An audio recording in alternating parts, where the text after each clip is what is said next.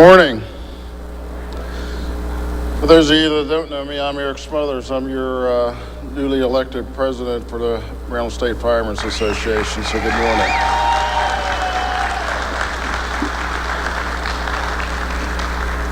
I welcome you all this morning.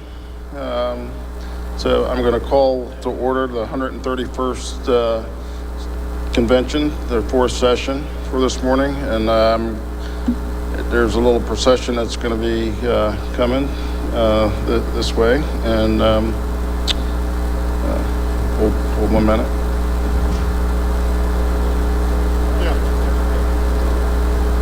So I'm going to bring out our chaplain, Charlie.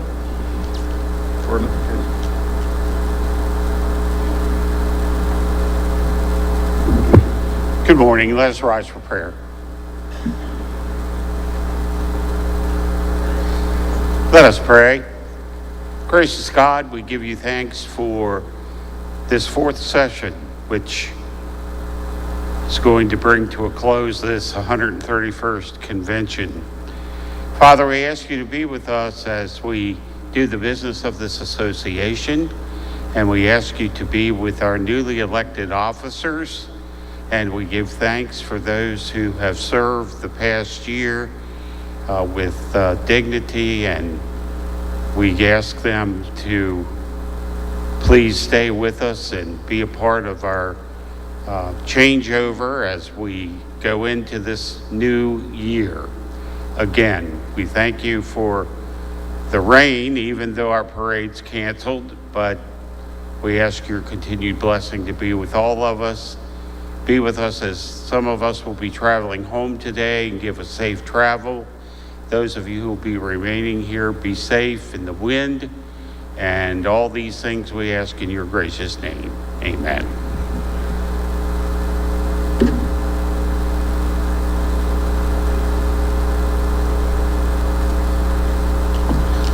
Thank you, Charlie. Just got a couple announcements for this morning. So hot dogs and Danish will be served at noon today in room 209. The executive committee meeting today will be at 1 o'clock at the Performing Arts Center. That's been changed. That's got moved up since yesterday because of the weather. And if anyone needs any extra convention center bags or programs, they're back by the trailer at the rear of the hall. So I'd like not to take that stuff back, so take it back to your stations and spread the wealth. So I appreciate that. So I'd like to welcome this morning our newly elected Ladies Auxiliary, standing behind you. So the president, newly elected president, is Jean Main from Frederick County.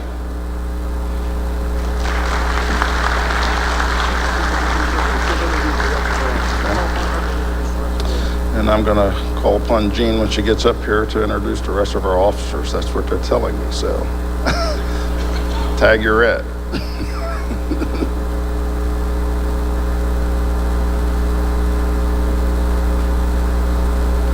Just hold there, man, Skip.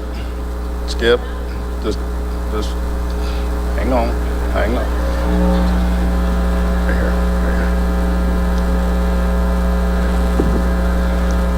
Hello, everyone. Senior Vice President Sherry Steffen,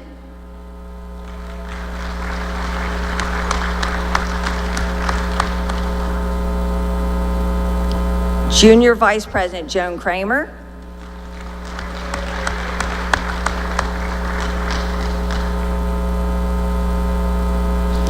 Recording Secretary Holly Trigo,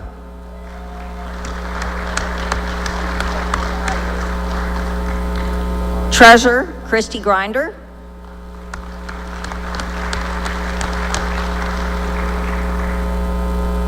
Financial Secretary Jennifer Johnson,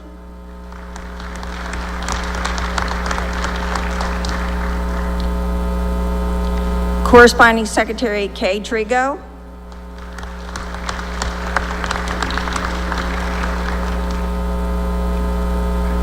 Chaplain Robin Shorb,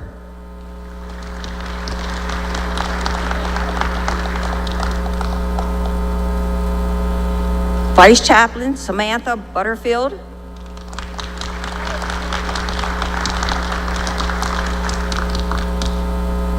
Historian Cheyenne Winkelmeyer.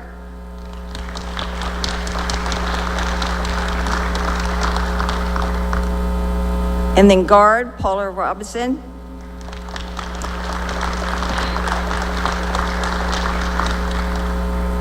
We have Bessie Marshall, Lori Dumbo.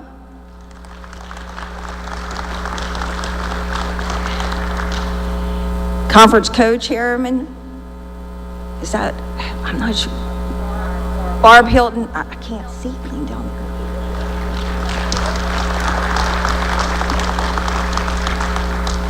And conference chairman Ann Price Davis.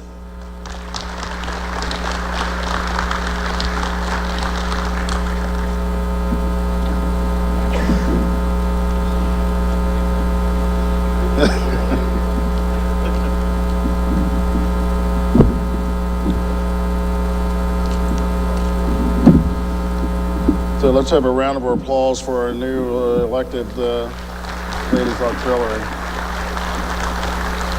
And I also want to point out our newly elected second vice president, Charlie Simpson, standing back there, and our first vice president, Skip Carey.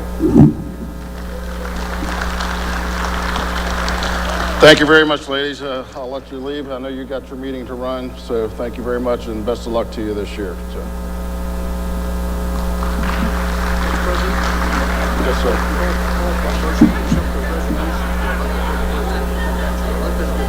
Yeah.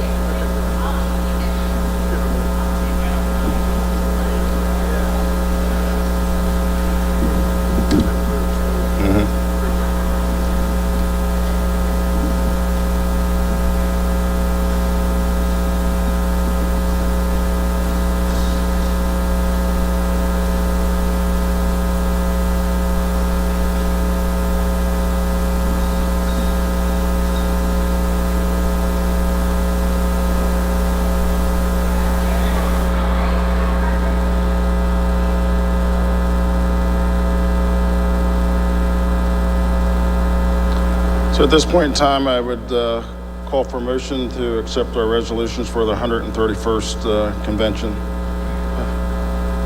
Motion by Mr. Bilger, second by Ron Blockton. All those in favor? Opposed? Okay.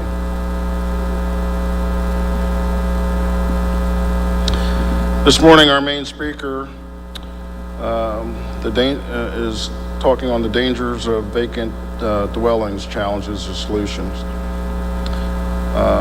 Raymond Brocky was a manager of fire service as well as American Wood Council and former fire chief of Baltimore City Fire Department. Manager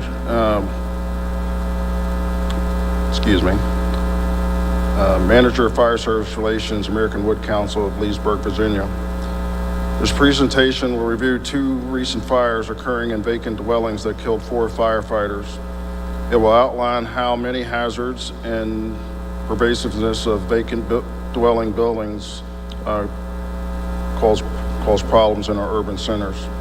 The presentation will also discuss traditional ways authorities and jurisdictions have dealt with vacant structures, issues with specific focus on the fire service solutions, and will finally offer out-of-the-box ideas to mitigate the recent dwelling problems. So this time I'd like to bring to the podium Mr. Raymond O'Brock.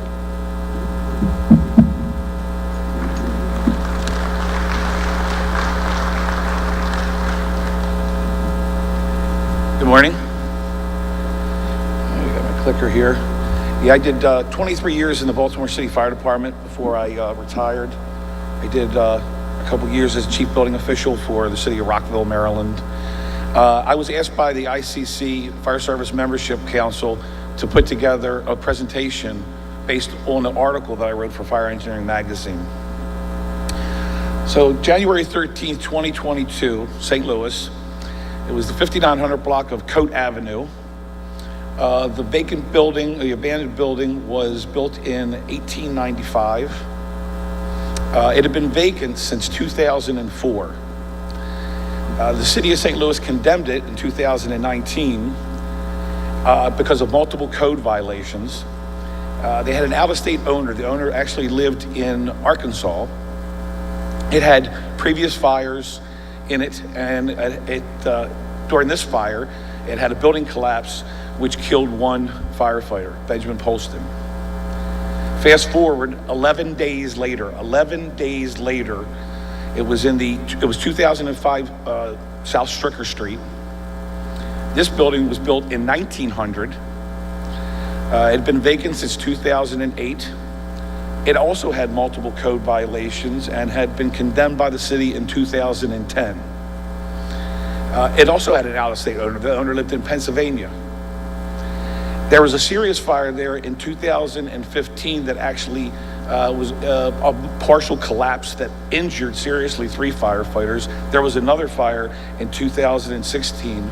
During this fire, South Stricker Street, it also suffered a building collapse. 3 firefighters were killed. The South Stricker Street house was 3 stories, 1,500 square feet. It was third from the corner. Now, if you look at the pictures, it looks second from the corner because the house on the corner collapsed years before in the 90s. It's type 3 construction, which meant it had masonry walls. It had wood framing interior. There was a roof scuttle, but it was opened in 2015. It's been open since 2015 because they vented through that roof scuttle in that previous fire. The owners claimed that the foundation of 2005 Stricker was affected by the collapse that occurred in 1997. And there's some evidence of that because the foundation was masonry, but part of it was poured concrete after the fact to shore it up. It also had it had I-beams that connected the B, C, and D sides. So there was definitely evidence of a structural degradation. This is what the first arriving unit saw when they pulled up, engine 14. So the similarities between these 2 fires were stark. The St. Louis fire, they had made entry, they had gone to the 2nd floor. They noticed that the heat and the smoke and intensity was too great, so they called everybody to evacuate, which they did, except firefighter Polson couldn't get out. In the Stricker Street fire, same deal. They knocked the fire on the 1st floor, started to go to the 2nd floor when the top 2 floors collapsed. But both these fires involved collapses. They were both in dwellings that were over 100 years old. They were vacant for many years, both of them. They both had previous fires. Both had absentee landlords or owners that lived out of state. And both killed firefighters. So the problem with these vacant dwellings, and it's in communities big and small, it's not just big cities, is that fire departments are left to deal with these properties when the properties fall into disrepair. I mean, literally in Baltimore City, we had vacant properties that were vacant so long that they actually had trees growing out of them. Now, the city of St. Louis listed that they have 10,000 vacant properties. The city of Baltimore says they have 17,000. I guarantee you that the numbers are more than double in both these cities. These are just the houses that register as vacant, not ones that are actually vacant. They are frequently unsecured. They have bad roofs, rotting floor assemblies because of water intrusion. And they are magnets for everything you don't want in your community. For homeless, for drug dealers, drug addicts. In Baltimore City, in West Baltimore, when I was in West Baltimore, the drug dealers would use these vacant properties to store their drugs in, so that if their house got raided, they wouldn't have any drugs on their own property. And they set up booby traps in those for police that sometimes we fell into because, we'd fight the fire. Vacant buildings in Baltimore burn at twice the national average. And many of them, the Baltimore Sun reported between 2017 and 2022 that there were 95 reported instances of repeat fires in vacant buildings. Some addresses had as many as 4 different fires. I always say that your average row home can take 1 fire. It can't take more than 1 fire. So the other problem is in Baltimore City and other places, ghost houses. What's a ghost house? This is a house on West Pratt Street. Okay, it sold in 2006 for $26,000. It was declared vacant by the city the same year. It's presently valued at $7,000. The debt attached to this house because of unpaid water bills and taxes is $100,000, and the estimated renovation cost is $130,000. So you would have to buy this home for $7,000, put another $130,000 in it, pay the back taxes. So you're talking about $250,000 for a house that has little to no value. So what was the Baltimore City response to the line of duty fatal fire? They had no official policy before that. So they came up with a new vacant property fire policy, which prohibits firefighters from going inside condemned or vacant buildings unless there is a quote unquote credible report of someone trapped, such as a witness who saw someone enter. But they don't really define credible. And firefighters can be disciplined if they break this protocol. It's really to me, it's a trap. It's a disciplinary trap for firefighters. So for vacant dwellings that aren't condemned, firefighters must wait for a report about the conditions in the back of the building, which could reveal dangers unseen from the front. So that's their new policy on vacant dwelling fires. So on November 27th, the fire department, the BCFD, responds to this vacant dwelling. It had been previously burned and was marked by new placards that I'll talk about in a little bit. So as crews were arriving on the scene, they were ordered exterior operations only. Nobody got hurt. They actually wound up rescuing a couple of dogs and cats and walking people out of the building. So, crisis averted, right? The new policy's working. Okay, December 3rd of last year, they responded to a vacant, or what they thought was a vacant building in West Baltimore. The crews battled the blade from the inside, but they evacuated because of the structural damage they realized. The firefighters had it under control by 1:20 a.m. They didn't receive any reports of anybody trapped. There was no credible report of anybody trapped. And the building was not even classified as vacant, but they felt it was because it looked like it was vacant. So noon the next day, the person calls up and said, "Hey, my brother was in there," when it went up in flames. And they went back and they found James Craig Jr., 45, dead on the second floor. He had rented the place for his demolition business, which was on the first floor, and then he was living above it, sort of like a live-work unit, but it was really an illegal change of use. You're not supposed to stay there, but that's another problem. So this is what the Sun paper read the next day. His brother said he easily walked up the stairs and spotted his brother's body before reaching the top. And now his family's asking why firefighters couldn't do the same and potentially save his brother's life. So that's why these fires, you can't have a blanket policy for every fire. People like the aggressiveness of the city fire department when they have a fire and they need something, and they criticize the fire department in its absence. So a board of inquiry was formed, not about that fire, it was about the fire on Stricker Street. It was held at Under Armour headquarters. It was, NIOSH was included along with representatives of the city. In that report that came out afterwards, they had 36 findings, 36 recommendations. I don't have time to go over all of them, but I'm going to hit a couple of them. Now, I put this rubric up there, okay, and probably it's hard to see, but down the left-hand column are recommendations, blanket recommendations, and across the top are reports that were done. And from left to right, Facet's report was in November of 2021, and then they had a couple of reports from near misses on Glover Street, the death of James Bethia back in 2014, a couple more near misses, and the fire that happened on Stricker Street. And you can see there's an X in every box where you see each report making the same recommendations. So you see a lot of very similar recommendations across these reports. And I can tell you that not a single recommendation has ever been followed through on by the Baltimore City Fire Department. They pay for these reports, but So one of their findings is that after the plywood was removed from the front door. Significant fire conditions were present on all 3 floors. The report from the Charlie side supported that the building was fully involved. There was also signs of previous fire and structural instability, and yet the crew still went in. So they recommended that they utilize NFPA 1500, which is the standard on fire department occupational safety and health, to ensure a proper size-up is completed prior to the interior firefighting operations. And they should have a 360-degree scene size-up, which is a challenge in the city if you have a row home in the middle of a long block. You know, you don't get the luxury of walking 360 degrees around. That's why that side Charlie report is so important.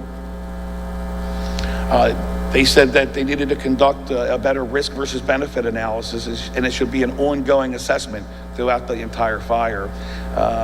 Consider training that promotes situational awareness, and develop a standard operating procedure. Basically, they were saying that even if there were people inside the fire, and there were people reported trapped, that it was not survivable because it was fully involved on all 3 floors. They also said that they needed a program to placard these buildings. I'll talk a little bit about placarding later. There actually was a placarding program that was started in 2010, but it wasn't politically popular. Politicians and folks from the neighborhood didn't like these red X's on their buildings because it's basically saying, hey, this is a bad neighborhood. They're saying they need to put in a program that would let firefighters know, give them a visual cue that this building is unsafe to enter. So we called it Code X-Ray to warn them, and also to populate the CAD system on which properties had previous fires. They also said they needed to work with the city and about vacant dwellings and collaborate with other city agencies, most notable the building department, and develop an accurate list of vacant buildings. That's kind of hard to do because, you know, vacant buildings in the city is a very transient population, is a moving target. So, you know, what's occupied today could be vacant tomorrow. There's no policy in place to address emergency operations at or within vacant dwellings, and they need a strong policy on that. Now, this is one thing that they actually did start to move on. The incident command technician, Battalion Chief 3 on this fire, he was the incident commander, said he was sort of overwhelmed by the situation. He had multiple people talking to him at the same time. He was only on scene less than 5 minutes before the collapse happened. There were already crews inside. He was unable to read his mobile data terminal, and all that led to, he couldn't even do a technical worksheet. So they conducted PARs, and when they conducted a PAR and people didn't answer, they just went to the next unit. They didn't follow up on those units. So they wanted to put in, they're saying a single individual couldn't manage the scene properly, because the responsibilities of incident command start at dispatch. And here, if your incident commander is driving, trying to navigate his route there, he can't read the mobile terminal, it's hard to listen to the radio. So they're saying that there should be an incident command technician created. They said that because of this task saturation, that he missed critical information, observations, and actions. And actually, that technology actually creates additional demand on the incident commander. Actually, in New York City, I had dinner up there with their chief of ops, and they have a tablet that's an incident command app on their tablet, where they can see every unit there in real time because they have AVLs and all their apparatus. And you can click on it, see who's working. They can conduct PARs that way. It's a really neat app. So if you know anybody from the FDNY, it was homegrown within the FDNY. To me, there's no vendor that makes it. But so this recommendation, the good news is they said we're going to create aides in this pilot program. Okay, so you're going to have more eyes, more hands, so that person is going to be the chief's aide. And just for reference, battalion chiefs in Baltimore City had aides until the late 70s. They gave up their aides for $700 more a year. That was why they run alone now. But they're going to put it in now. That's the good news. The bad news is that these positions haven't been funded. So they're taking lieutenants and captains that are off duty and bringing them back on overtime. And if it's not budgeted, I fear that these are going to go away once there's enough distance from this fire that they can kind of slowly do away with this quote-unquote pilot program. They also had a finding that the incident command system, ICS, wasn't utilized to its full potential. It led to confusion and self-assignment. So people were freelancing. There were periods of time when there was no safety officer because they took the Charlie side command. It was just really confusion. So they want to ensure that every incident commander is trained and familiar with incident command system. To be a chief officer in Baltimore City, you have to have all those ICS courses from the National Fire Academy. The bad news is they receive very little continuing education on that, and there's this prevailing theory in the city fire department that you only use ICS on big incidents, complex incidents. So they're saying that it should be utilized on minor incidents to normalize its use, and also to give the incident commanders more practice with ICS.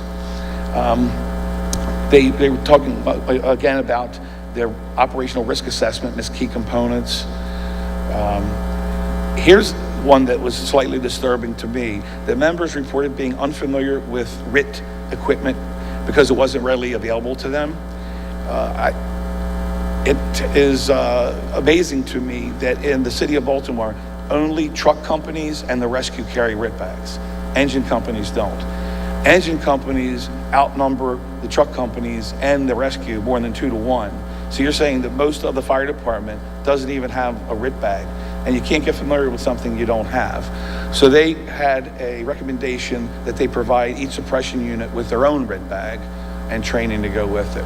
They identified several training needs, the capabilities of the portable radios to include the live use of emergency activation button during training, ensure RIT training. They say that the Fire Communications Bureau should do ride-alongs so they understand what suppression units go through. Train members on proper radio discipline. There was a big problem with a lot of people talking at the same time, and they had what they call stealth rejects. So if you and I queued up our mic at the same time, one of us would get through, the other one wouldn't, but we wouldn't know that we didn't get through. So they're saying they needed training on radio discipline. And then the all famous culture, always culture. Although there is no evidence that the following recommendation could have prevented these fatalities, interviewed members expressed their concern regarding the competitive culture within the fire department. The perceived culture often creates a sense of urgency in execution of duties. So I think this is a funny recommendation because it says there's no evidence to say this would have made a difference, but we're going to say it would have made a difference. But what it's saying is that everybody wanted to race to the fire, and they wanted to go in and put it out, and they didn't want to run the risk of doing a proper size up and have some other company run in with the hose and put the fire out and then rub it in their face and to put the fire out. So they had recommendations about culture, define and advocate for a cultural change within the department related to safety while maintaining an aggressive approach. So it's saying we're too aggressive, so let's be less aggressive, but then we want to stay aggressive. Incorporate leadership, management, supervision, accountability, and personal responsibility into the push for culture change. So that was a really quick version of the after action report. It was over 300 pages. Like I said, I made 36 recommendations, 36 findings. I just went over the ones that I thought that would be most applicable to this group.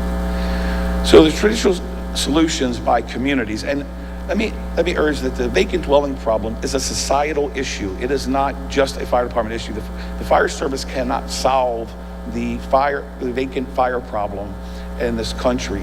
It has to mitigate its hazards because it is a societal issue. It touches a lot of things when it comes to crime and urban blight and drugs and mental illness and that kind of thing. So traditionally, communities have tried violations. They've tried boarding these up on their own, condemnation, seizing the property, tax sales, and demolition. Now, the biggest barrier to accountability is transparency of title. We don't know who owns these things. The other barrier to accountability is service, a process that I'll talk about. Owners' apathy. They have these properties until they are no longer profitable and they just walk away from them, and then they're left for city and counties to deal with. They're valueless. I talked about the ghost houses that literally would cost more to buy them than they're even worth by a lot. Judgment-proof owners. You can write them up and you can try to sue them, but they don't have any assets to seize. Overtaxed judicial system.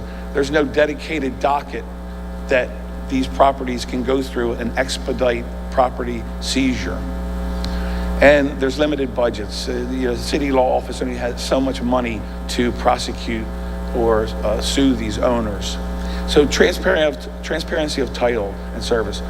Here's the problem. Most of these kind of homes are owned by an LLC, a limited liability corporation.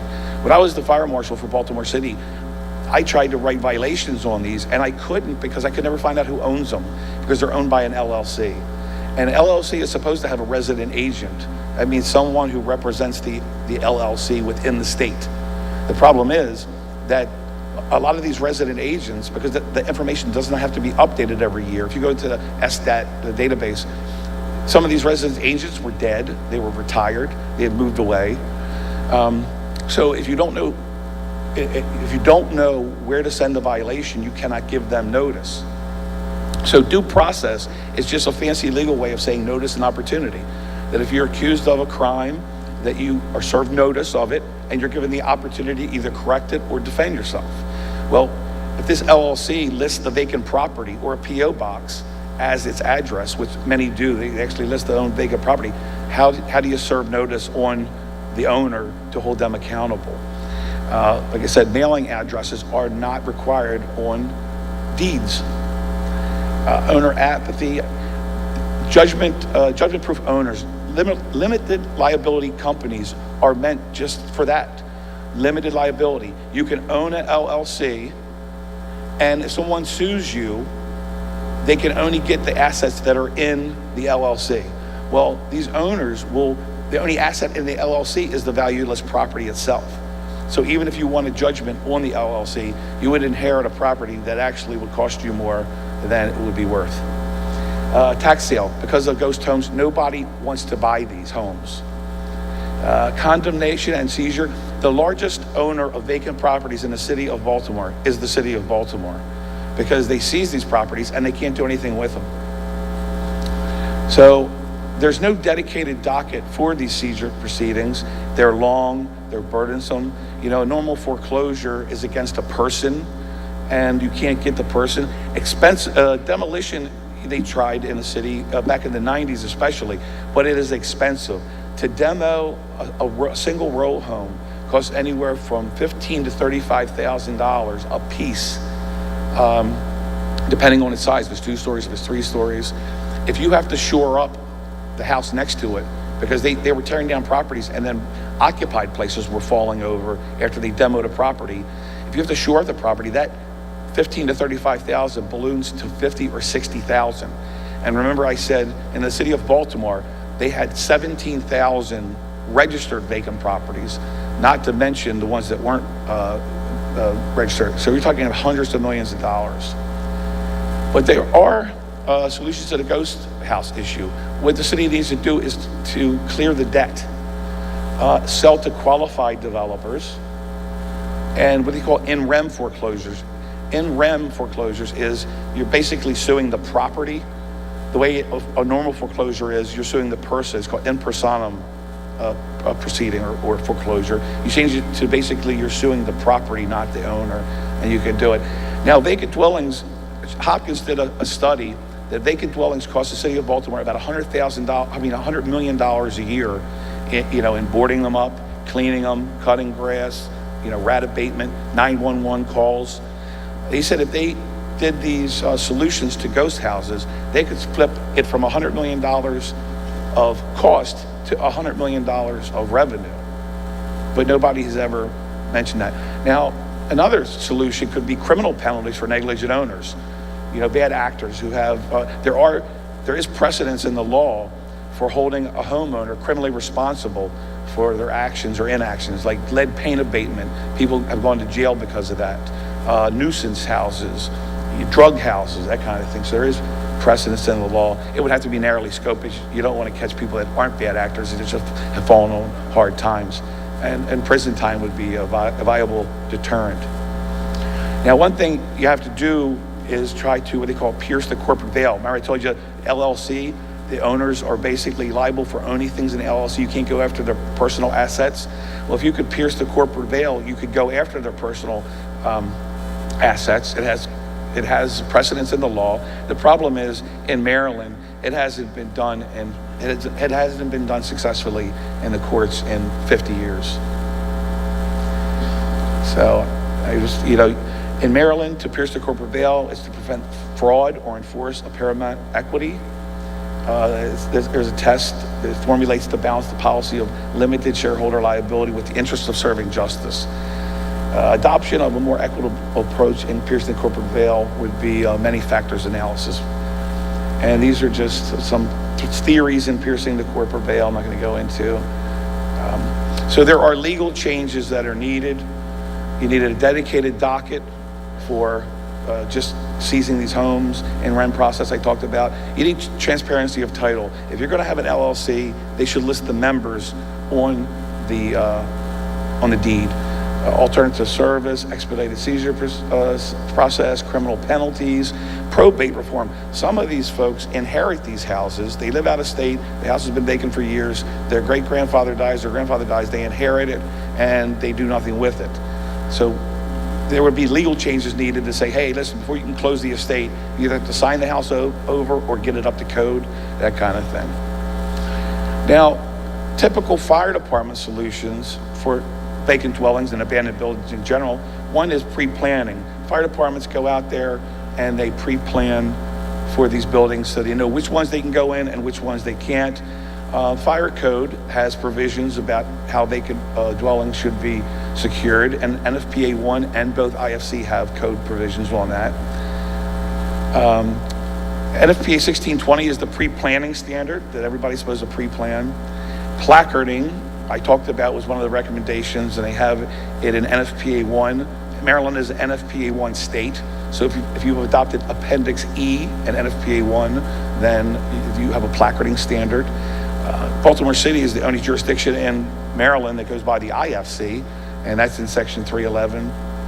Also, you could change tactics, and I talked about the Baltimore City approach to not go in unless there, no entry, reported people trapped, that kind of thing. So this is the IFC code. This is right out of the code book.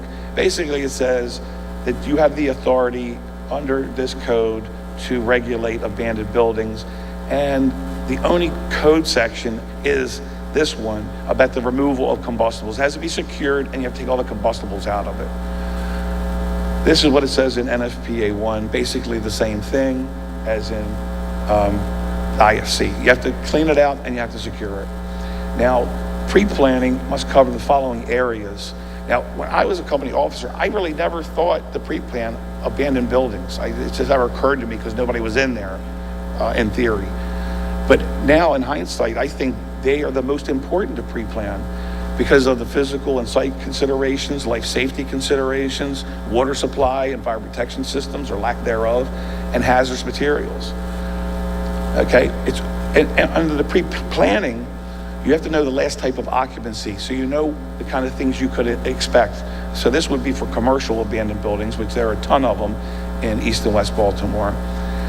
Open shafts. These buildings are famous for open shafts because when a building is abandoned, especially a commercial building, a lot of times the last owner will cannibalize the parts in the building that they can reuse or sell. And oftentimes that's the elevator or the elevator penthouse. So you'll have open shafts, you'll have pits and holes due to removed equipment.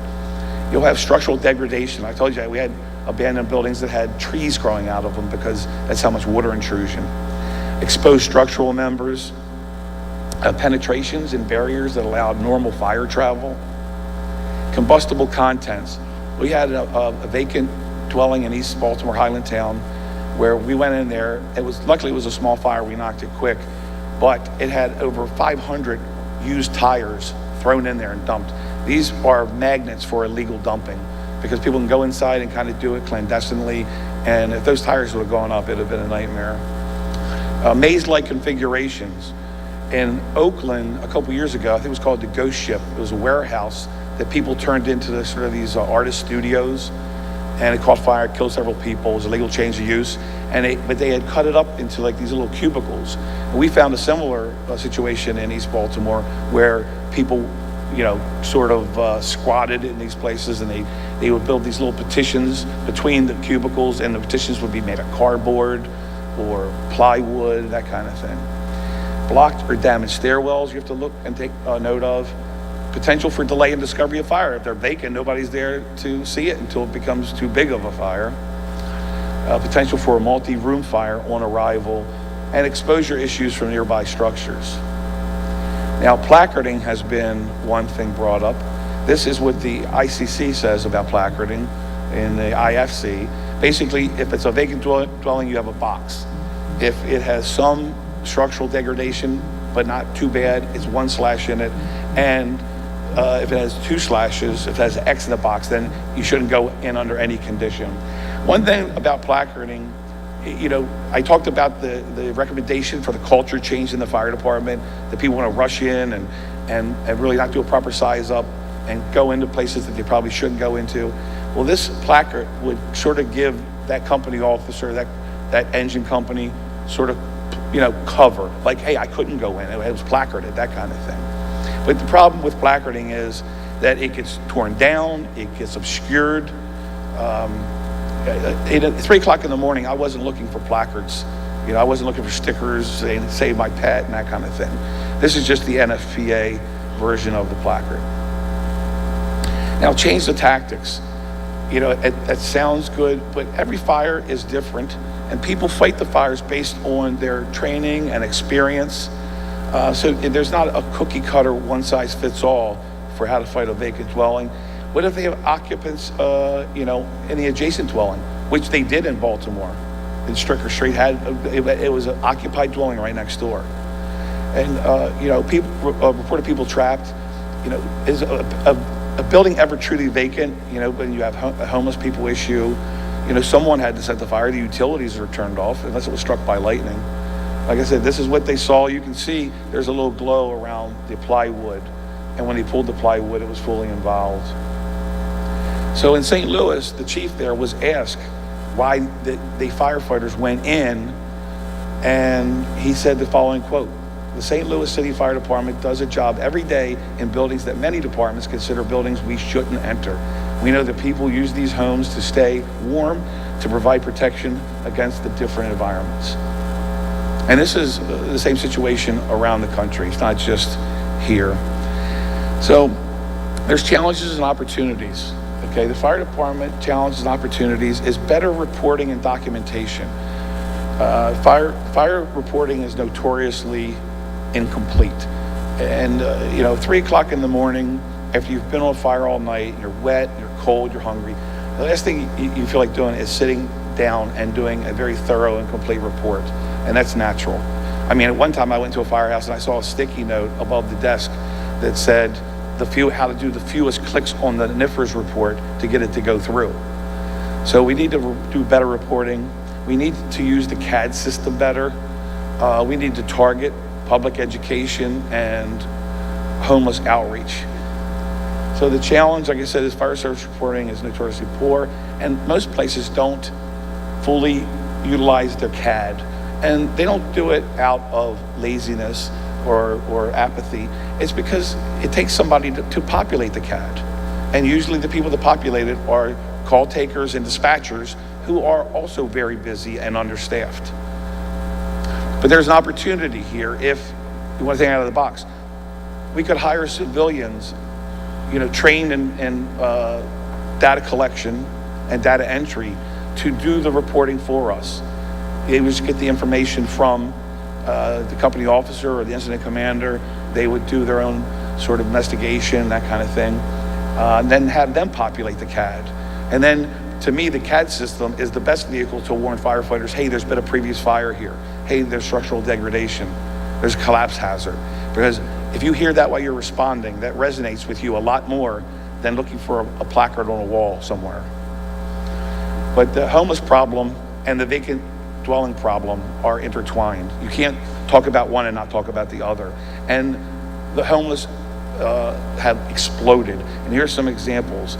Homeless-related fires in Portland, Oregon increased 445% from 803 in 2019 to 4,300 in 2021. That's the worst case scenario. In Frisco, it's up 75%, homeless-related fires. People, they burn stuff to keep warm. They burn stuff to cook food. Sometimes they burn insulation off of copper wire because they scrap the copper and they cause the fire. This is what the Portland Fire Commissioner said. The lack of shelter and affordable housing has led to an unfortunate reality where thousands of people are living on the streets and must resort to starting fires to stay warm and cook food. And this is just the LA fire problem. There was a Scarball fire that was traced to cooking in a vacant fire in a ravine. And also the homeless are actually using fire as weapons against each other. They'll burn where you live to get back at you for some perceived or real slight and that kind of thing.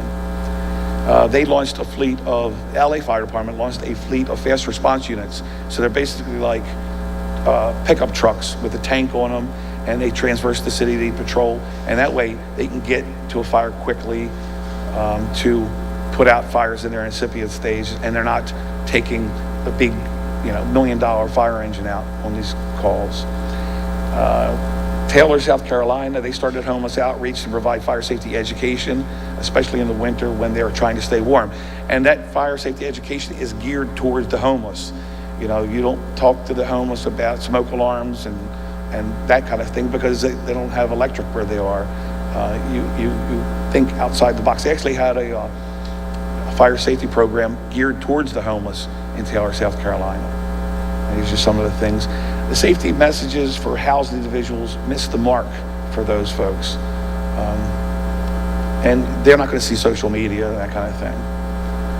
So they just did outreach and survey of the homeless. Let me move through some of these.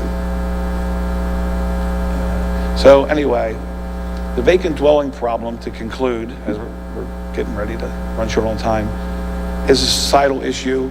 So now the fire department can advocate for these legal changes that are needed, but it's really up to the elected officials. Traditional solutions have not worked. We cannot demolition our way out of this problem. You can't take down all these homes. We don't have enough money to fix them all up. And once again, the demo doesn't occur in the fire department, it occurs in the building department. There are legal challenges and opportunities, and there are fire department challenges and opportunities. Political will be the toughest barrier to this. The politicians like placards. They're cheap, they're easy, they make it seem like we're doing something. But if they put their money where their mouth is and hired civilian reporters and CAD populators, it wouldn't take a ton. That would be a more meaningful long-term solution. But getting politicians to do that is a big challenge. But this is why it's worth it.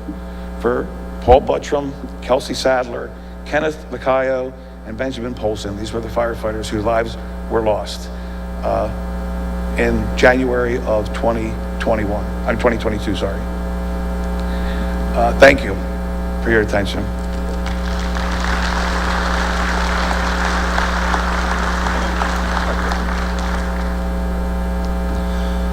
I want to say, Ray, thank you very much for what you did. There's a lot of good information in there, so I hope everybody takes that information back home to their home station, and we have a presentation for you.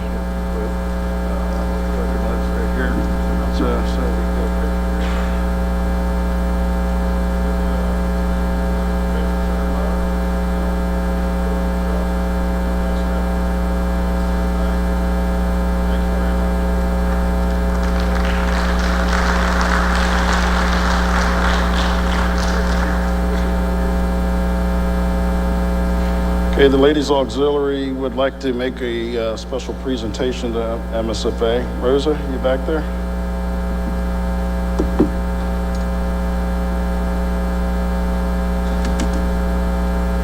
Good morning, everyone. On behalf of the Ladies Auxiliary, we would like to make a donation to the Cancer Committee. We've been doing lots of raffles to make this money. We're making a check for $2,380. Okay. Thank you. So I'm going to introduce our new leadership here, so I guess I'll start off. So I want to say, again, thank you for your vote of confidence. I think where we're going to go this year is we really need to work on our recruitment and retention. And what I've asked each member or an appointed officer for MSFA is when you go back to your station, whom is that person that's going to fill your shoes? If each and every one of us brings one new person into the firehouse, we grow. We're all fighting for the same individuals. I don't care whether you're a volunteer or on the career side. We're all trying to reach out to the same individuals. And, I understand when, as you go through, and I've heard it, it's like, Eric, well, we train people and then they leave, or then they go and they get a career job. Well, to me, if we did that, we've done our job, because that keeps the career side building. It brings people into the fire service, and if we're lucky, we'll retain them. I understand that we're busy, our lives are busier, our training requirements have grown, and that puts a detriment and it makes it stressful for the families, between the husband, the wife, the girlfriend, the boyfriend, and all the other ancillary duties that we do.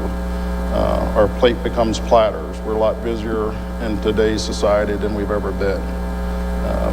We need to reach out to our younger generation. If you've been here the last couple of days, you heard about the next generation. And then we have that generational gap between the young folks and the older senior folks of the department. We've got to bridge that gap and bring these two elements together. Yes, you have the experience up here. These folks are trying to learn, and sometimes the folks up here don't like to listen to the folks down here. We've got to change that mindset. And if we can do that, we will grow. So I'm asking each and every one of you to take that back to your stations and help us grow, including our auxiliary. I was just downstairs speaking to our auxiliaries. They're in dire straits too. A lot of those ladies and men downstairs help us buy the apparatus that we're riding in. They help us do what we do on a daily basis. So we need them too. And I ask them to do the same thing. Bring one new person into your fire station. And if each and every one of us do that, we will grow. So we got to start somewhere. It's a little different in how we think about doing that. You can't just let somebody say, well, no, that's not my charge. No, that's, the membership's job to do that, or that's the recruiter's job to do that. We are all recruiters of the fire service. Look at what you walk around in today. How many of you are wearing your company's uniform, your company patch? The public sees that. So they respect what we do. Bring one new person along and we will grow. So I'm going to introduce our newly elected first vice president, Mr. Skip Carey.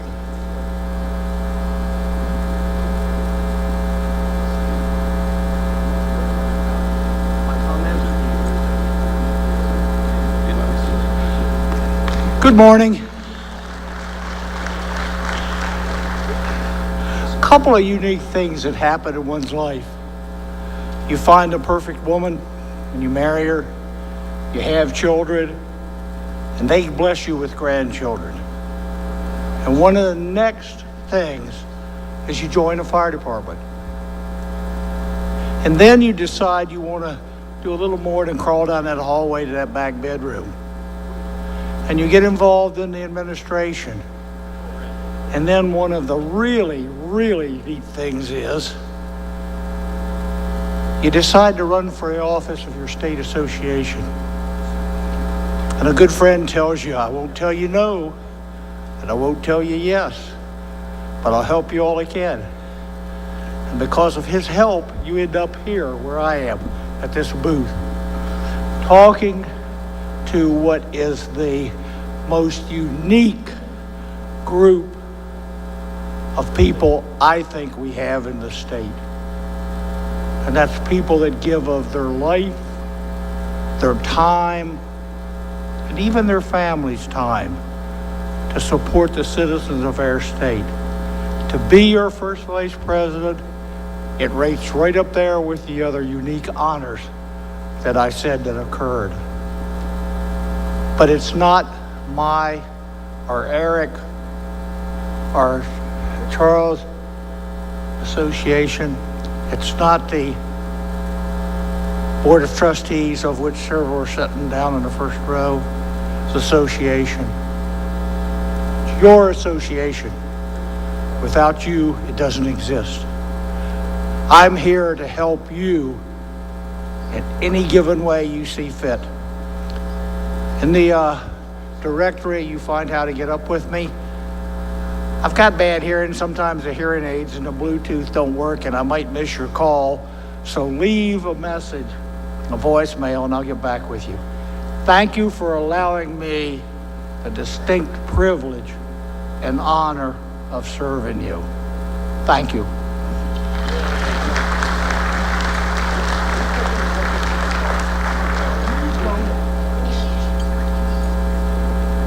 Thank you, Skip. And now for your newly elected second vice president, Mr. Charlie Simpson. Thank you, Mr. President. Good morning. I'm supposed to keep it short because I understand the Danishes and the hot dogs are going to be available at noon. So I'll keep it short. Hey, it's my pleasure to serve you. It'll be my pleasure to be here and be available as second vice president of this great association. Thank you all.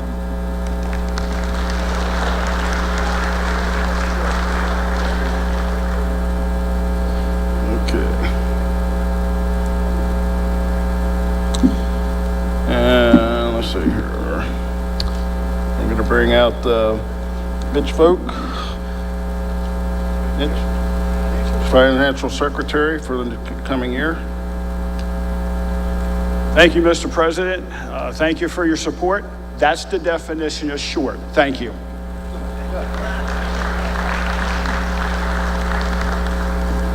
You're following the script. And then our new chaplain, you've seen him before, and hiding back there.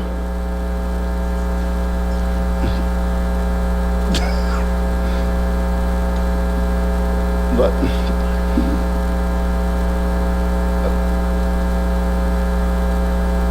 come on out, Chief Chaplain. Well, it must have been one heck of a party last night. Thank you again for re-electing me as Chief Chaplain. I want to remind everyone, do not wait until the end of the year to submit your deceased members for the memorial. Get them in as soon as possible after they pass. And if you do not have a chaplain who is trained, I have a great offer. MSFA is paying for the Essentials class, and there'll be a class August 18th and 19th in Lonaconing, Maryland. So please go on, have your chaplain go to the MSFA Special Programs website and have them sign up for the Essentials class. Have a great trip home, safe trip.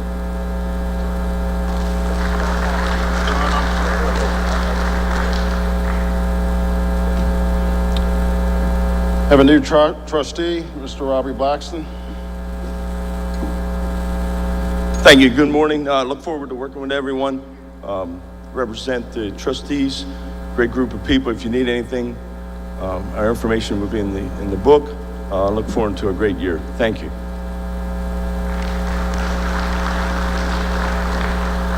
And then we also have another trustee, newly elected, Teresa Collins. I haven't seen Teresa this morning.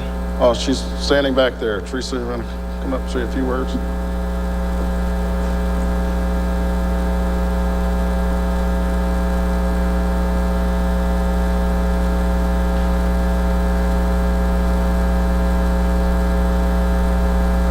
Good morning. I just want to thank everyone for their support, and along with Robbie and the other trustees, if anyone needs anything, please reach out to any of us. Thank you.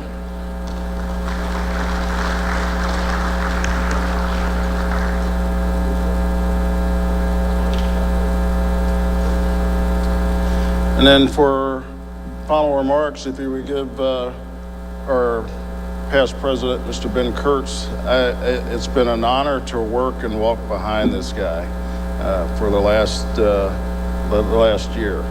And you don't realize all the moving parts behind the scenes until you start walking these chairs. And this was a man that I could always depend on. If you had a question, he was there to answer it. Would take a phone call regardless of the day or night. So if you would give a big round of applause for his farewell, past President Ben Kurtz.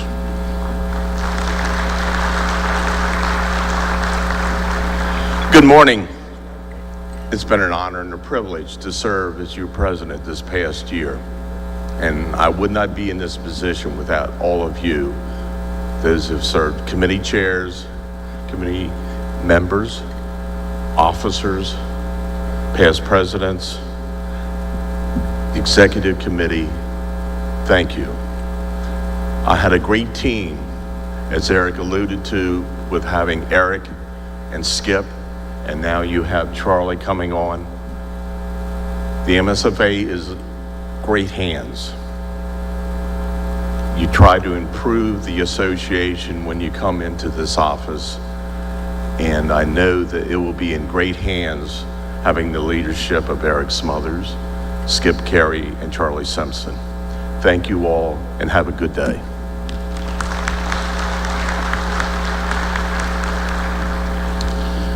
And our newly elected Ms. Fire Prevention, Maddie Moore from Cecil County.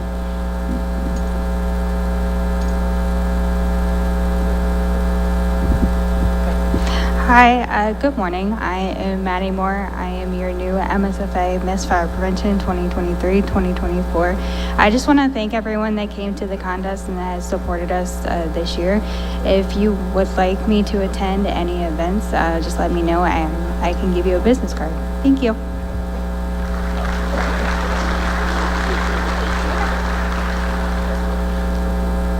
Maddie, I want to say thank you. We're going to be out of the gate running. If you haven't spoken to our Fire Marshal Brian Geraci, he's getting ready to retire at the end of the year. But one of his charges is that we've got to make it safer for our citizens. The deaths in Maryland have to come down. And these young ladies and young fire chiefs are going to help us do that. So if you could help me, help them, that would be awesome. Let's work on trying to get our deaths down in the state. So Maddie, I just want to give you a convention mug and say thank you, and I look forward to working with you.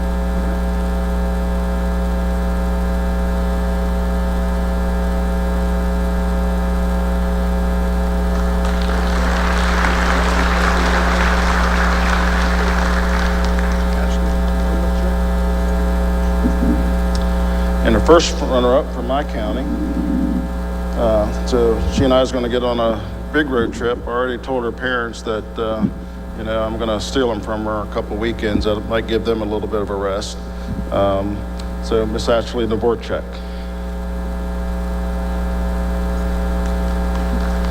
Hello, everybody. I'm Ashley Dvorak. As Eric said, I'm formerly Miss Frederick. I am now going to be your first runner-up. I look forward to meeting a lot of you over the next year. And remember, when you get home, to clean your grills before you use them. Thank you. And Ashley, I have a mug for you too. So we're going to make a lot of road trips together. So.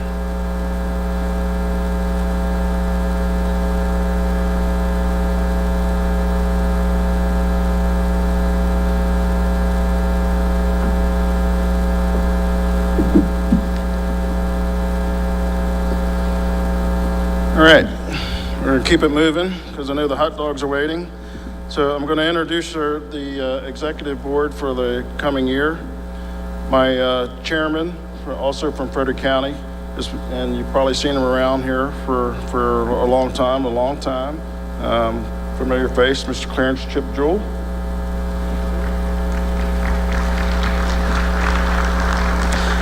Vice Chairman Roger Sager. Roger's he's coming up the steps. Committee member Mark Bilger. Ronald Block. Steve Cox. Timothy Dayton. Bill Faust. Lee Lutz. I called Bill. He's coming. Lee Lutz. Oh, he's coming. Okay. Robert Phillips. Doug Simpkins. Randy Smith. Buddy Sutton. And our ex officio will be Ben Kurtz. And we have a new chairperson or chairman seat that you voted on, and that's Dale Fishak. Is Dale in the room? And Dale will be representing Washington County. Our assistant secretaries, okay. All right, so Ben. All right. You can install. Okay. Thank you, gentlemen. Yep, they're telling me to exit. I'm listening to the curtain and over here, so sorry for the confusion. Thank you, guys. Look forward to working with you.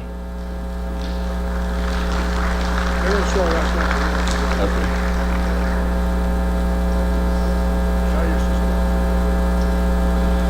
All right, my assistant officers for the coming year, Miss Jean Aaron, Assistant Secretary, Shirley Caputo, Jonathan Dayton, Michelle Mallon, Assistant Treasurer, George Cross, Wally Dollinson, Robert Jacobs, Assistant Financial Secretary, Bobby Aaron,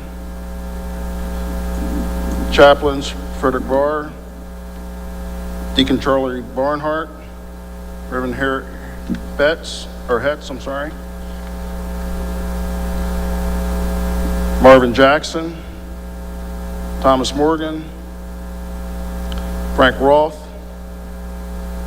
and Rabbi Tenenbaum. Our attorney will be Michael Farlow.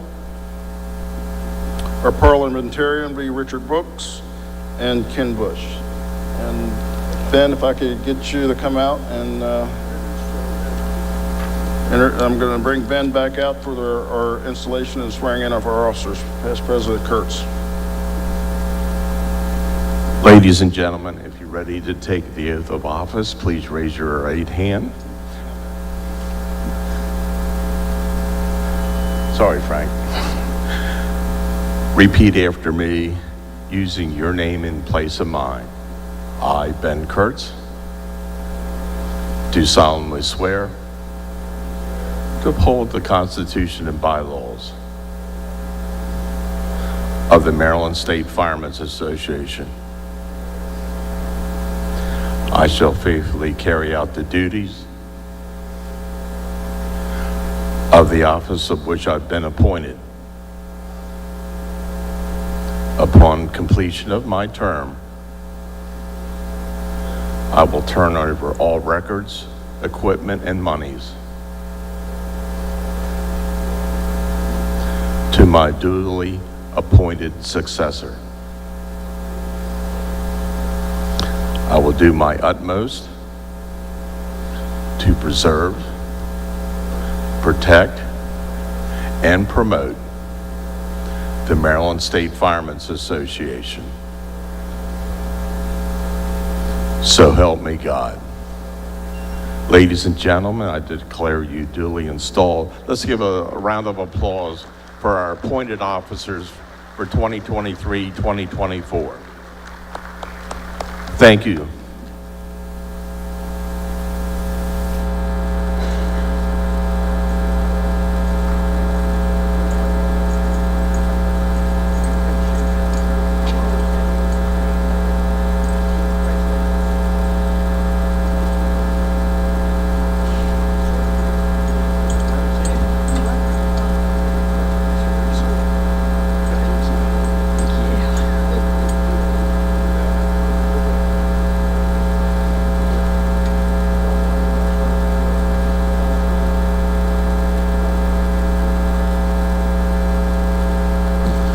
going to bring out Ron Sarnicki for our final convention report. Ron?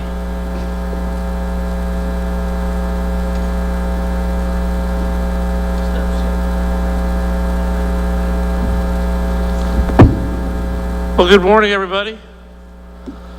Glad that we're at that last day. Be able to talk a little bit about what's been happening over the course of the week. I do have to start with an apology. I could not be here for the beginning of the convention. I was at the NFPA meeting for the Fallen Firefighters Foundation. Bad part is traveling. The good part, it was Vegas. So it was a nice trip. I don't know, Vegas, Ocean City, I wasn't sure which would be better, but it's good to be here and see everybody. A couple of things relative to the convention. Obviously, you've heard by now the executive committee is going to meet this afternoon instead of tomorrow morning. So it'll be 1 o'clock in the PAC. We have arranged for food to be out in the hallway. The food that would have been used for the trophy presentations tomorrow since we canceled the parade. And for the executive committee will be served starting at noon, so that hour break before the executive committee session, you'll be able to get a free lunch. So never say there isn't a free lunch out there. And get a free lunch and then start back with the meeting. So the convention has gone fairly well. I have to say that I'm so pleased to see that the committee that worked so hard all year was able to function without me. That's always a good sign or a bad sign, but that's been part of our succession plan for a long time, is to put people in place to run the convention, no matter who's the chair. So some of the numbers, we had 1,500 people at the memorial service and opening ceremonies, which is about par for what we normally do. We had about 110 at the prayer breakfast this morning, so I heard that people like that. They like the food and the location. And we had 1,000 people at Jolly Roger take advantage of the rides. So that's right where we were last year. The number of people eating food there was down a little bit, but we're going to readjust as we go there. Of course, all of the exhibits were sold out. So I know that the exhibit committee, along with Kate and Lynn, did a lot to ensure that all of our exhibitors had an opportunity to show their wares. That is what pays for our convention. And so we try to do what we can to make it a good experience for them. We are looking at what to do next year. There's been a lot of discussion about only having the exhibits open 2 days and maybe closing down earlier in the afternoon. Our vendors feel that the morning sessions are the most productive in the number of people that are coming into the exhibit hall. And obviously in the afternoons, if the weather's nice, people are heading to the beach. And I walked over yesterday and it was pretty dead after 1 o'clock. So we are going to take a look at the exhibits and see how that works. We do try to get input from all of our exhibitors to get some valuable insight from them. They do a lot of shows and bring a lot of ideas to us. Just a couple other things. I want to let you know that we are up for renewal for the contract here in Ocean City. So the 3-year contract we signed ends this year. So we'll be in negotiations with the convention center in the town relative to future conventions. And we will be hosting a critique probably at Odington. I've got to work that out with Wiley Donaldson on when we do that. But we really would like your input. If there's something you saw or something you think could be better or change or do differently, please reach out to us, email us, call. Let us know what your thoughts are, because it is your convention and we want to make sure it meets your needs as well as that of the Maryland State Firemen's Association. So those are the things I have relative to the convention. It's a pleasure to serve as your chair. And again, I want to thank the entire committee because they did a phenomenal job this year. And you all be safe and see you next trip. Walk out in the middle of the stage there for me. Yes. I'm asking Chief Sarnicki to walk out. You don't realize the work that he's done for the NAAA, which is the Fallen Firefighters Memorial up in Emmitsburg. He'll be leaving that position at the end of this year, but he's done a stellar job. If anyone has ever seen that service up in Emmitsburg or been a part of that, this man here helps make that run. And the reason why he wasn't here at the beginning of the week, that the National Fire Protection Agency awarded Ron for this year the James M. Shannon Advocacy Medal, which honors individuals for ferventy for being a champion for fire service and advocacy around the United States. So, Ron, congratulations and best of luck in your new endeavors. Ron Sarnicki.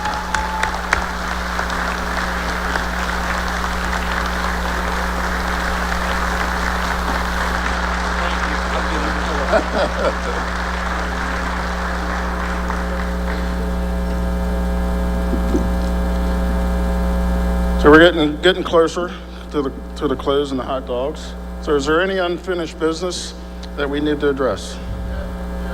Yes, sir. Yeah, there should be a mic. Okay. Please state your name and where you're from, sir. My name is Andrew B. White. I'm a life member of the Kensington Volunteer Fire Department, and I'm a delegate from the Bethesda Fire Department, both in Montgomery County. And I rise to finish business from last year's meeting and make a motion to remove from the table the motion that I made last year, which appears on page 159 in last year's proceedings book, and I ask for a second. So there's a motion on the floor. I have a second. All those in favor, signify by saying aye. Opposed? Abstentions? The motion was to remove your, I don't, can you read what your? The motion is to remove from the table the motion that was made last year. What was your motion last year, though? Well, we have to remove it from the table in order to talk about it. Okay. No. You need to know what it is. Okay, well, I have it, but the secretary we need to know what that is.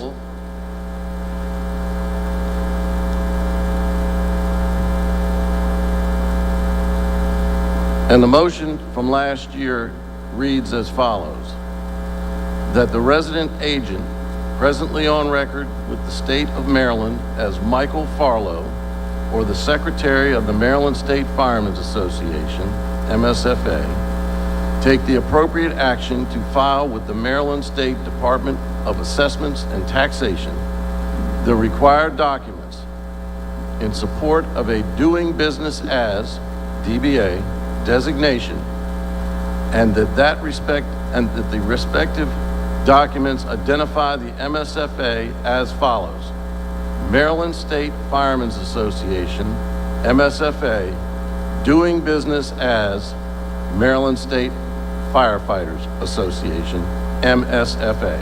That was the motion. And that subsequent to such filing, the resident agent or secretary, as appropriate, confirm the acceptance and registration of the DBA designation.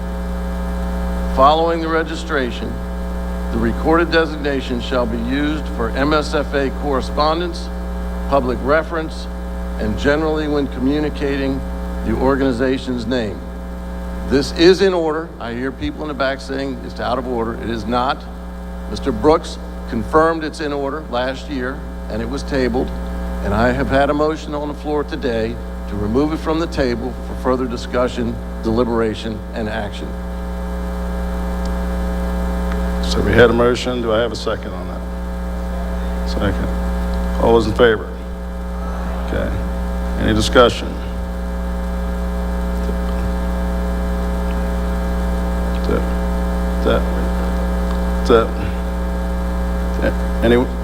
Anyone opposed?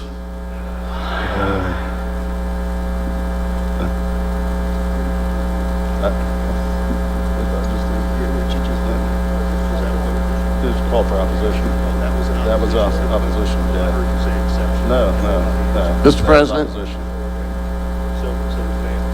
So the motion fails. I would ask that you acknowledge that the people who are voting are delegates, and that they be counted in reference to removing it from the table. Have we removed it from the table or not? You haven't rendered a ruling on it. If you have, then we can continue talking about it.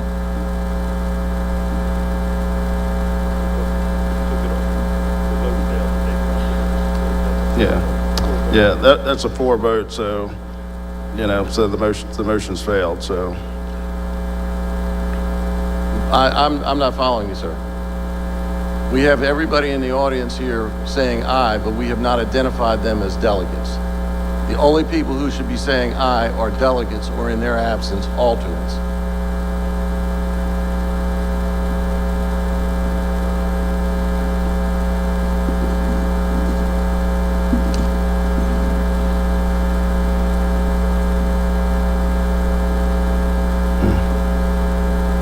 Okay, hang on a minute.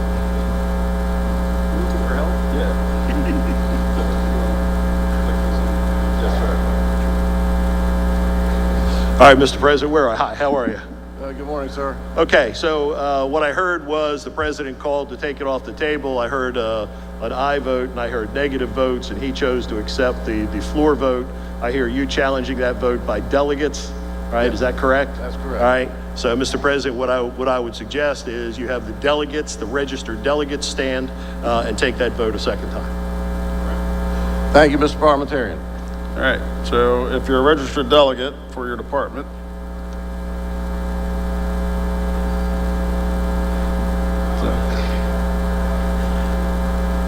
so we have the motion on the floor so all those in favor of the motion signify by saying aye or raise your hand so I can see how much. Okay. All those opposed? Abstentions? So the no vote passes, sir. Any other new business? Any other new business?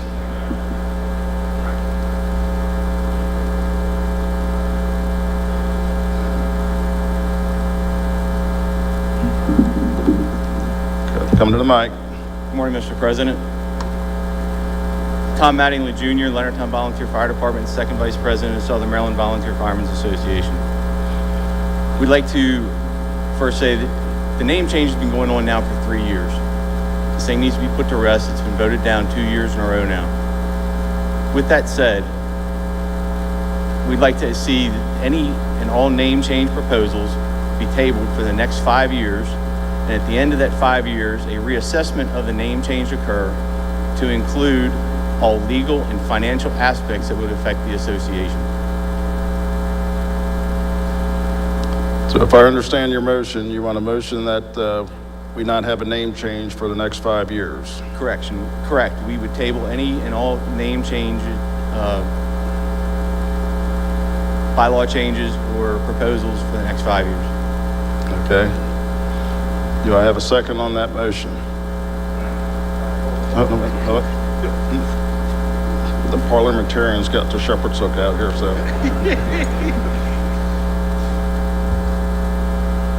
I'm sorry, let me get this straight. Where are you? It's over there. Hi, good morning. Okay, I understand you are making a motion to preclude any requested name changes or anything like that moving forward for 5 years. Is that correct? Correct. With also a reassessment of the name change in 5 years, and with that reassessment, a report on all of the financial and legal ramifications to the association with any type of change.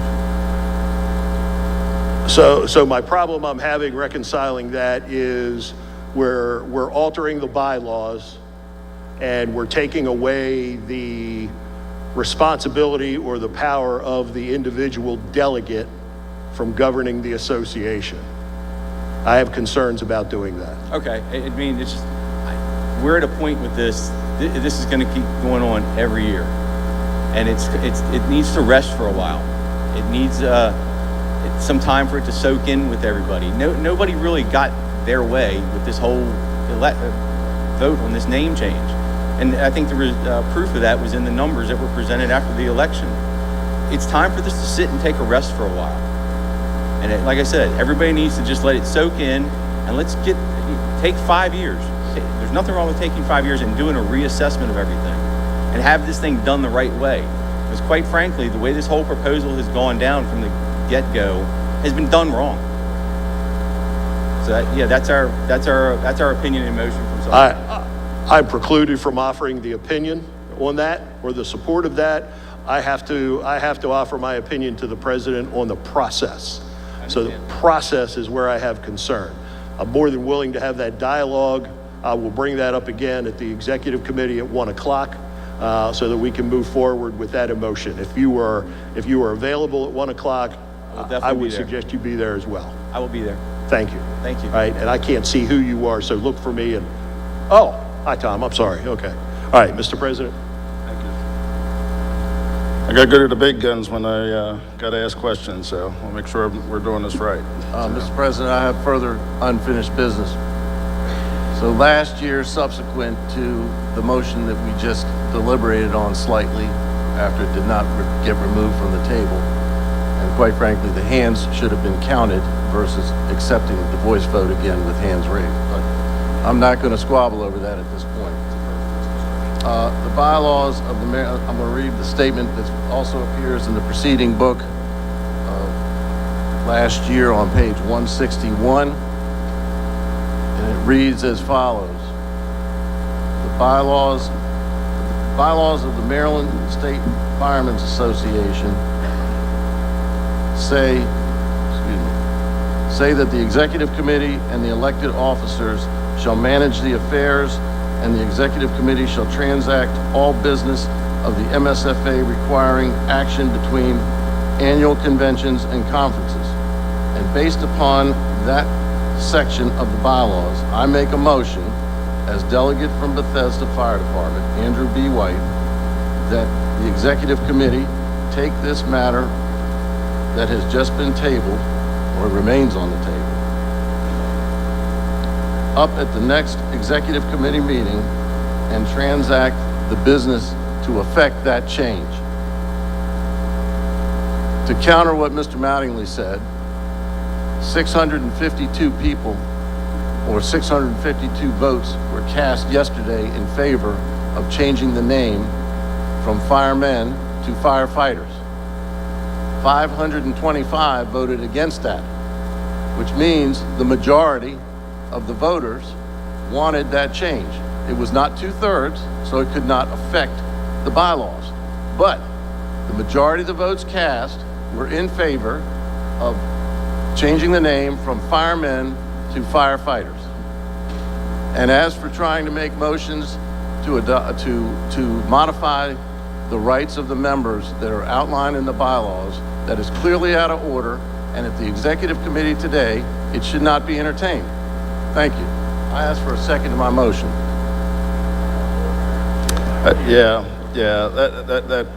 No, I think your motion's out of order. I think,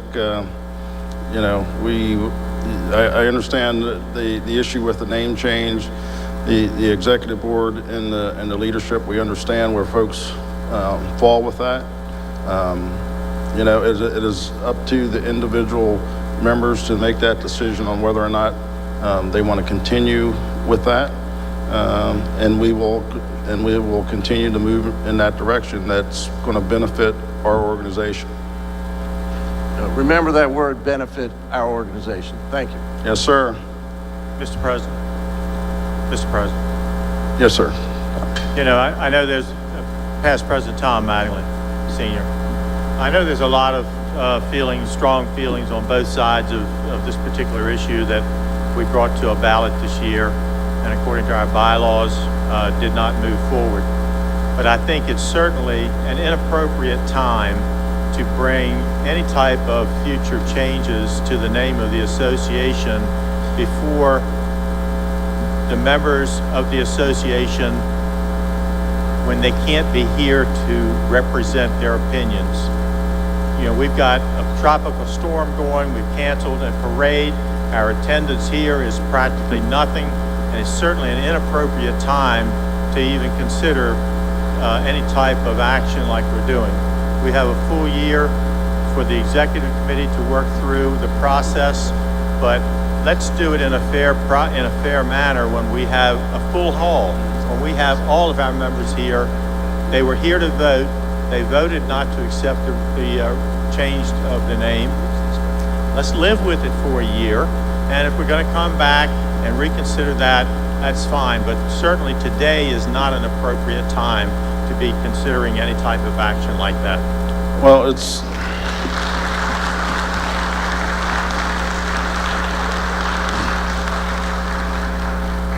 I certainly understand what the weather is, and we made that decision in the interest of people's safety, but it's also the responsibility of the delegates to be here in the room while we're still in session.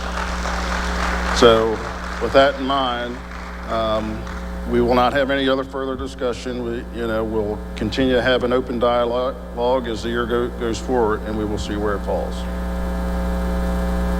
Any other unfinished business? Any other unfinished business? Any new business? And I will recognize past President Joel McCray. Thank you, Mr. President. Good morning. It has been my honor to have served this organization for many years, and it was definitely my honor and privilege to have served this organization as an officer and a president. I now look forward to the opportunity to continue to serve this organization. So at this convention, I am announcing my candidacy for the position of trustee. So I look forward to your support. I look forward to working with you, and hope everybody has a safe and uneventful travel home today. Thank you.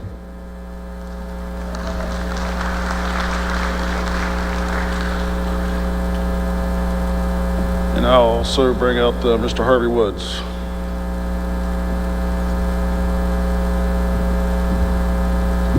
Thank you, Mr. President. Good morning. I think a few of you in the room know me. Those of you that don't, Harv Woods, currently the chair of the Constitution and Bylaws Committee, the MSFA.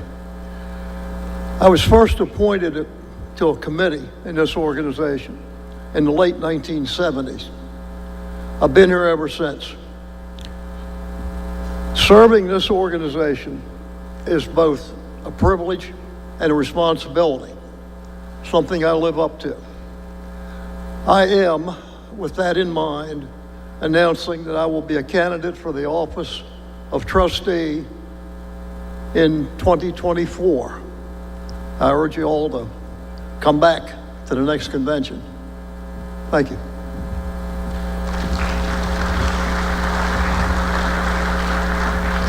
Thank you, Harvey. Is there any other new business? Any other new business? All right, Mitch, you ready for the raffle?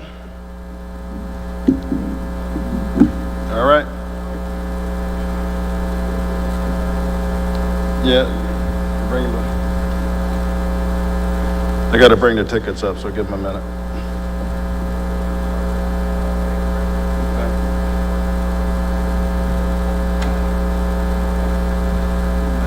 Okay. Got to add the last ones that they sold this morning.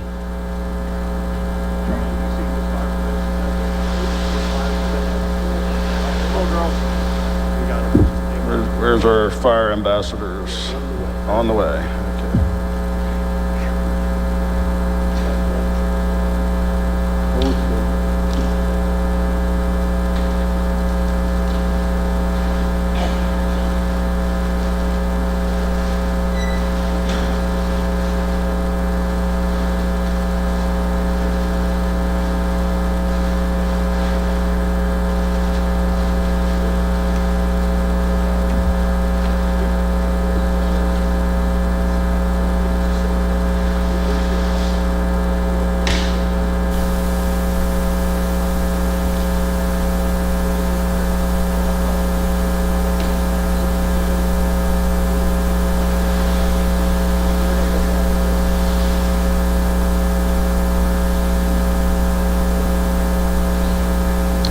And I'm going to bring back to the microphone our Finance Secretary, Mitch Vogt.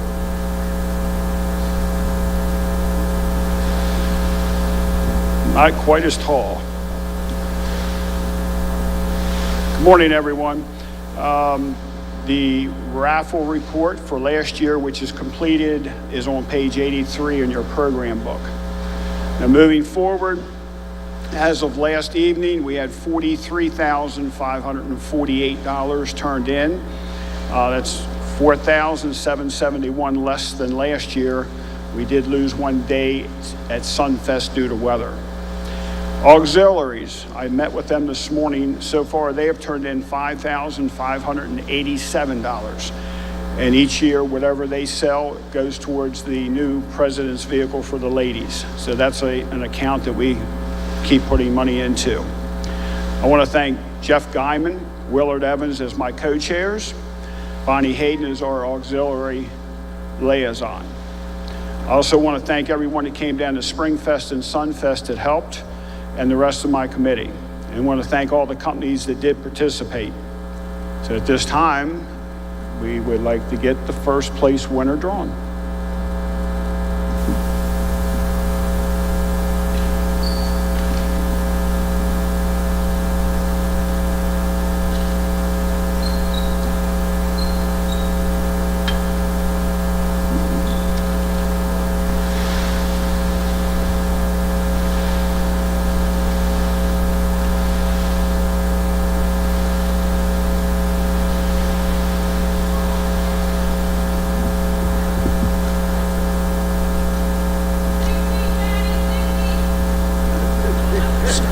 As we tell them, it's got to be someone.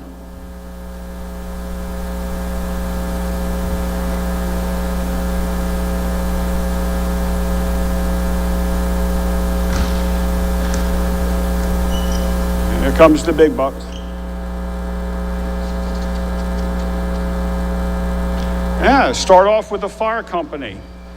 Allegheny County, Bedford Road. That's good, no taxes.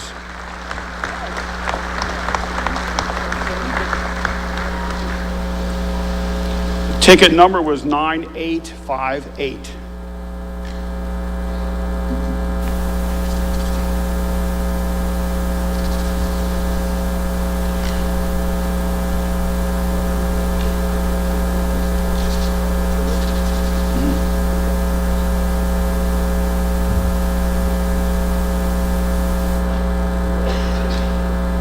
And that was for the 10,000.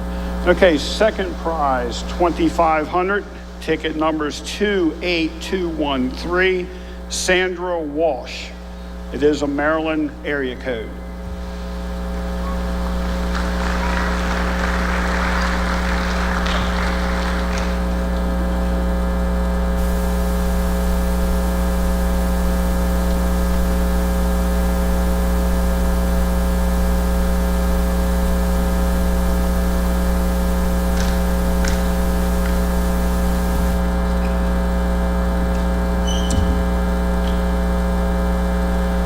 Third place, 1,500.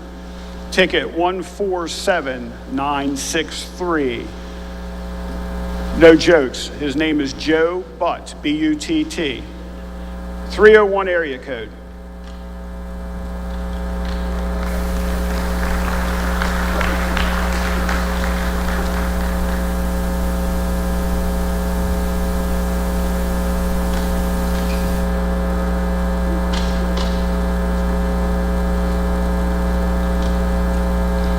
Okay, this is someone that I didn't thank. However, Singerly Auxiliary sold $2,000 worth of tickets. One of them, their sisters, Nancy Trago, from Singerly Auxiliary. And that was 1,000.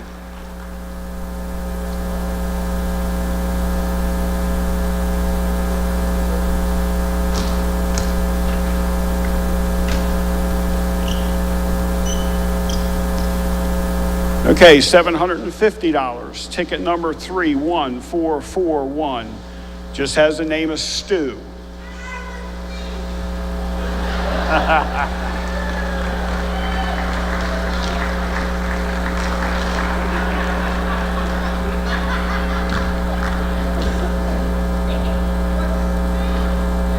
STEW. Is that a good all or a bad all?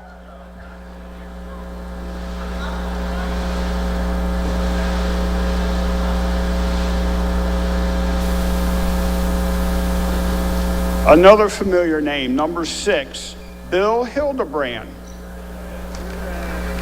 Ticket 126960.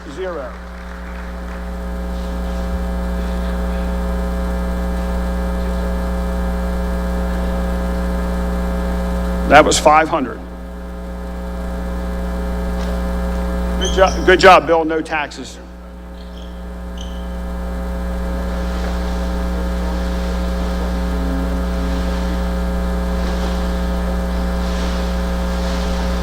Number 7, $250. Another fire company, Frederick County, Junior Fire Company number 2. Ticket is 39883.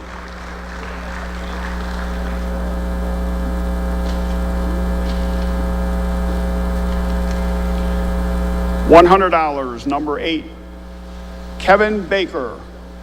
Ticket number is 123806, 505 area code.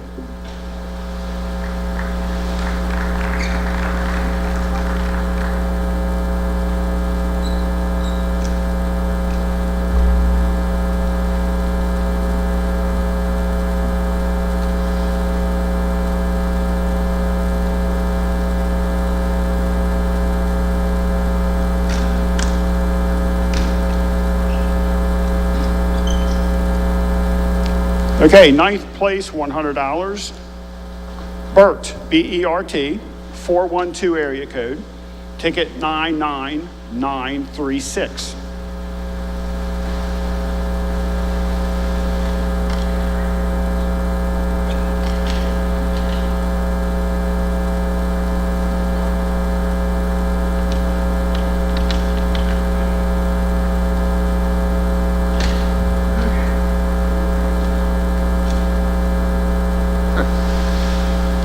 Well, we have another member. This one's on the executive committee. It is marked the Dayton's Western Port. Ticket number is 83611, $100.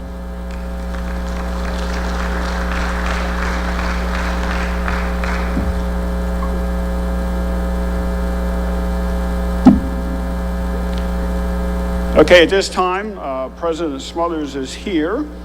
And he's got his money out, just like I have his 200 tickets here. As we always do, this is the official start of next year's raffle. So here's your 200 tickets, and here's my $100. I like that. Okay, we're started.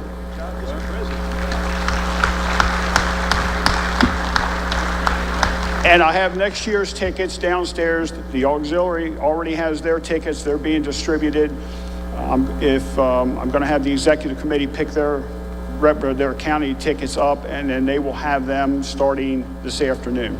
All right, thank you. Thank you for your participation, and we need to sell a lot of tickets next year so we can get this raffle back up where it used to be.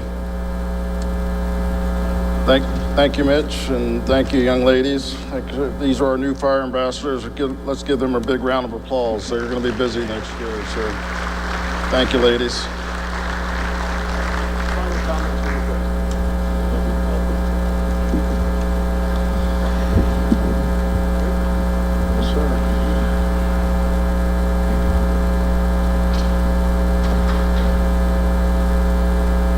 Thank you, guys.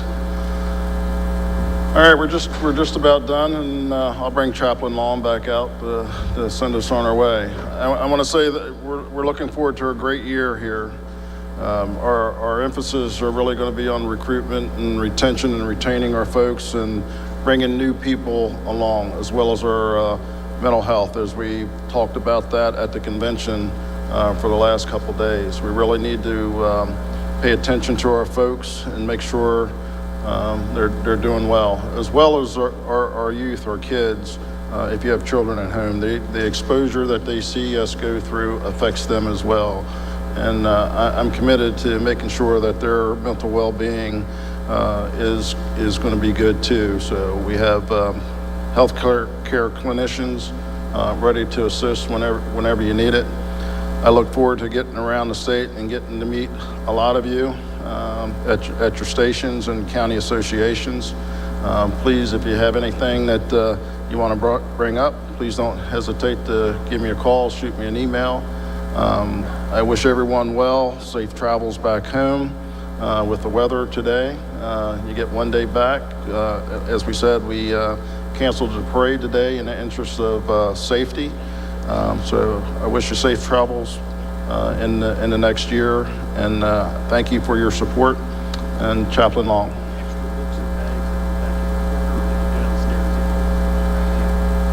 The extra books that were back in the corner are now downstairs in the lobby, so help yourself on the way out.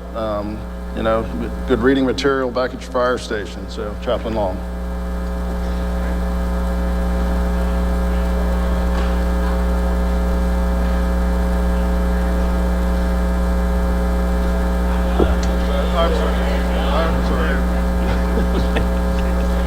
Well, I'm a Roth here. They didn't tell me which one was coming up. No problem. Let us pray. Dear Lord, we thank you for this day. It has been good to be together. And we pray that you would bless this association. Bless our president, our first vice president, our second vice president, and all the officers. Continue to guide us and direct us and help us. We pray for each company in this state that you would be with them and bless them and keep them safe. Help us, Lord, with our retention, that we might try to find someone who could come and serve you and serve the fire department. Continue to guide us and direct us. We ask these things in the name of the Father, of the Son, and of the Holy Spirit. Amen.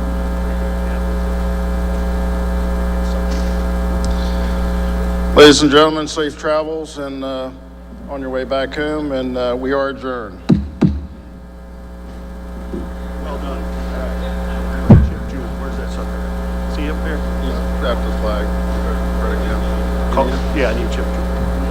Here's your chair, okay? Yep.